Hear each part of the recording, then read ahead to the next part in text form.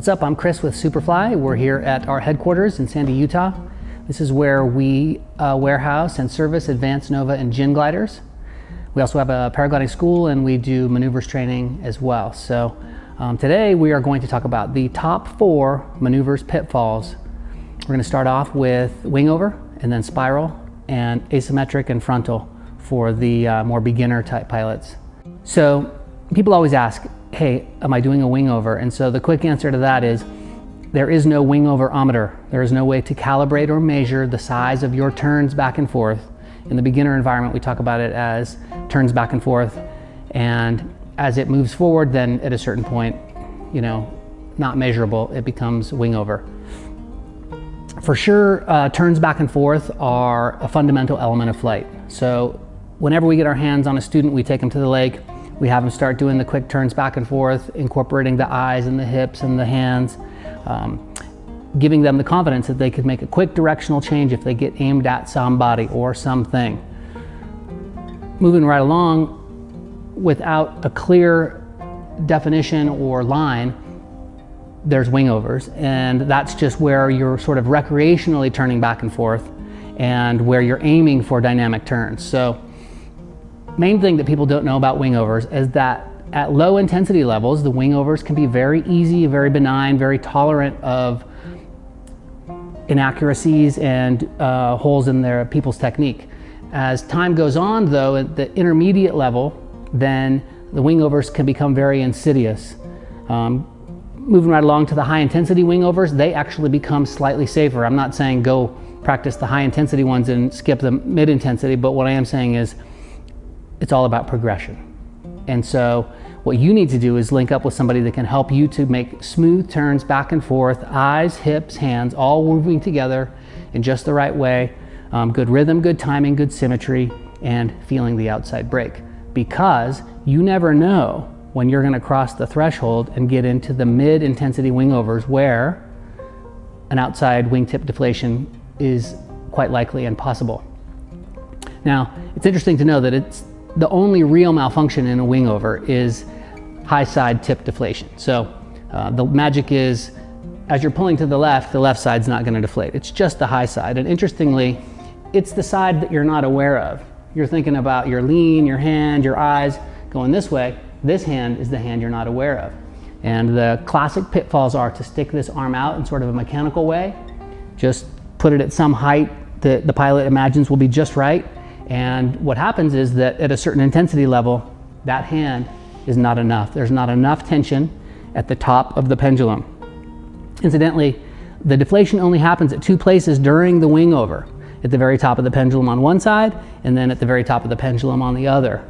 Those are the moments when the outside hand position is essential, and the preferred posture is the elbow in, fingertips alive, double pump on the brake as the pilot arrives at the top of the pendulum for assurance that the tip doesn't deflate. We'll bring in a prop and show you exactly what we mean. Okay, so say hi to Harry Potter. Harry Potter flies advance. And so the quick logic and the quick demo is that at low intensity levels, there's very little slack. So pilot goes swinging back and forth, not too big of a downside, usually quite festive, quite fun. At high intensity levels, again, not much slack. You see how it's a loaded sort of affair? And so Harry has a good time here. But in the middle intensity levels, low and now mid, those are the moments when you get slack. And at the top of the pendulum up here is where it deflates. When the tip deflates, then oftentimes you get a turn back this way and it can result in a spiral oftentimes with the tip sort of stuck in. And if the pilot's not quick on the opposite brake and aware, then they can become quite catastrophic and even cause for reserve. So that's the quick logic. I would challenge you to grab a pendulum yourself. This one for sure is nice aesthetically, but it's not the best one to just check out how energy works. Remember, this is not a quirk of a paraglider that it deflates when it's at certain points during the pendulum. This is just a law of physics, and it's good to put a study on it. So best of luck with your wingover logic. Remember, the key is start off super gentle and establish a really high level of mastery with supervision, knowing that you really don't want to cross the line into the middle intensity and insidious, potentially disastrous wingovers that have been the demise of so many people over the years. Some people ask, Chris, you talk about what bad technique looks like, but what does the really good and preferred technique look like, and what are we aiming for? And so it's good to put a little logic to the wingover and know that every pendulum has its own natural swing and radius. So when you get a paraglider that has short lines, it's going to be a different rhythm and a different pendulum than a paraglider that has long lines. And it's good to know that there are a ton of variables at play. The variables are how quickly, smoothly your eyes move and where, the weight and extent to which your hips tilt, the timing with which your hips tilt, and then finally, the way that you pull brake, meaning the amount of brake you pull and the way you pull it. So here's the inside scoop on how to pull brake, lean and weight shift in the wingover environment. For sure, the main thing to avoid is cranking a hard turn at the beginning. That's a bad start. Always start with just a little turn back and forth. We often joke that you need to have your eyes moving back and forth like Stevie Wonder. Now, if you know Stevie Wonder, his jam was kind of like this. And the crux there is that the eyes never get to stop moving. So the second that you're looking over here, you're immediately looking back the other way. You never get to enjoy the wingover or hold on to a turn for any period of time. That's the most important thing, the eyes. Second most important thing is the hips. So as you're looking to the left, you have a little left brake to get the turn happening. You wait until you're arriving at the bottom of the pendulum. Your eyes are already over. At that point, your hips come over. Smoothly, deliberately, as you're arriving at the bottom of the pendulum, that's when the hip input works best.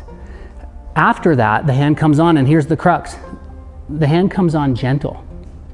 As you swing out to the side and get up a little bit, then the hand pulls a little bit more, and at the very top of the pendulum, both hands are feeling the brakes.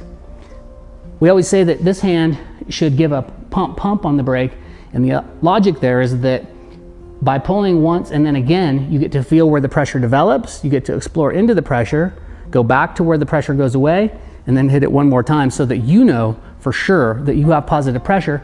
And for that matter, everybody watching will be at ease because they know you're linked up with the outside brake. That's wingover insurance, feeling both brakes at the top of the pendulum. From the top, you have a nice rhythm going. It helps to pick a center point and make sure that your wingovers go the same number of degrees turned this way that they go that way of your center point. Good rhythm, good symmetry. Eyes come back early. Save the weight shift for the bottom of the pendulum. Snappy with the hips. Gentle on the brake, then a little more. Feel both. Look back the other way. Hips snap at the bottom of the pendulum. Gentle on the brake, then a little more. Feel both. We'll circle back on this, but one fundamental of good paraglider turning, whether it's wingovers or asymmetric spirals or just 180s on a hill, is that you look first, wait a second, lean, wait a second, pull gentle, wait a second, then develop the turn a little, get out to the side, and then pull whatever you're going to pull. The magic is that when you let off, you get to be very precise about your heading, and when you let off, no wobble. That's how you pure carve turn a paraglider, and in wingovers, it's essential. Now that we've given you all that ammo, I want to remind you that wingovers can be insidious. Insidious means that in this environment, it means that they can be very mellow up until a point. They can be mellow for you for years and years. You can think that you have a good thing going, and then one day you can change the algorithm just a little bit.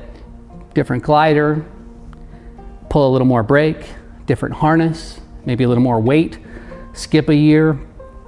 The list goes on and on. You change the algorithm just a little bit, you maybe put a little extra energy into it, and you cross the threshold from where the glider really wants to stay inflated at the top of the pendulum, not much risk of deflation, immediately into the environment where the outside tip really does want to deflate.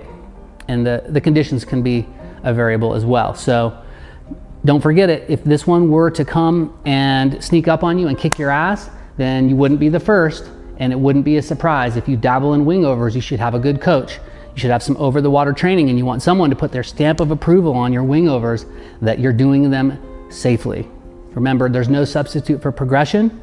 If you've been wingovering at a 2 out of 10, the only intensity level that's allowable is a 3 out of 10. A better formula would be practice the 2 out of 10s and then let the 3 out of 10s happen sort of accidentally over the course of time, over a couple years. Remember, the guys who go from a 2 to a 10 are asking for it. The guys who go from a 2 to a 10, even if they pull off the 10 for a period of time, chances are they won't be in the sport a couple years later, and that's the ultimate measure of success. Make sure you're in the sport 10 years down the road, 15 years down the road,